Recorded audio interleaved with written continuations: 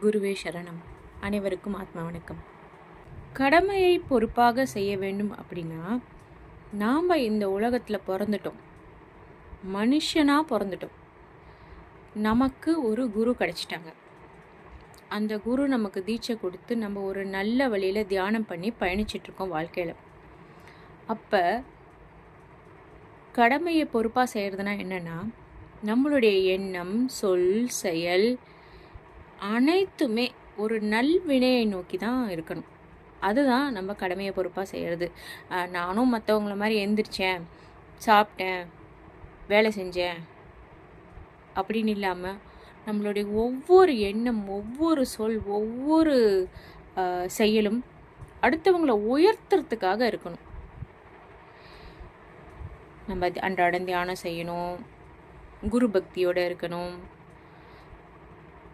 ஜீவகாருண்யமாக இருக்கணும். நம்ம வாழ்க்கை அடுத்தவங்களுக்கு உதவும் நிலையில் இருக்கணும், கொடுக்கும் நிலையில் இருக்கணும். நம்மளை பார்த்து பிறர் அவங்க வாழ்க்கையை மாற்றிக்கிற அளவு இருக்கணும். அதுதான், அந்த அளவு இருக்கணும் நம்ம கடமையில் பொறுப்பு. நம்மளை பார்த்தா ஒரு எட் அனதர் ஹியூமன் பீயிங் மாதிரி அவங்களுக்கு தெரியக்கூடாது. நம்ம தனித்துவமாக தெரியணும். இவங்களுக்குள்ள என்ன நடக்குது, எப்படி இவ்வளோ பொறுப்பாக இருக்காங்க, எப்படி இவங்கள பார்த்தாவே ஒரு அமைதியாக இருக்கே, இவங்க சிரிச்ச முகமாக இருக்கிறாங்களே, இவங்க எங்கேருந்து எதை கற்றுக்குறாங்க, எதனால் இப்படி இருக்கிறாங்க, இவங்க ஏன் வாழ்க்கையில் ரொம்ப சந்தோஷமாக இருக்காங்க அப்படின்னு மற்றவங்க நம்மளை திரும்பி பார்க்குற அளவுக்கு மற்றவங்க நம்மளை பொறாமப்படுற மாதிரின்னு நான் சொல்ல வரல. மற்றவங்களை நம்மளை திரும்பி பார்த்து நம்மளை மாதிரி வாழணும் அப்படின்னு அவங்களுக்கு ஆசை வரணும். அந்த அளவு இருக்கணும் நம்ம கடமையில் பொறுப்பு. இந்த பிரபஞ்சத்தின் உயர்வுக்காக நம் பிறப்பில் 1% இந்த பிரபஞ்சத்துக்கு நம்ம கொடுத்துருக்கணும்.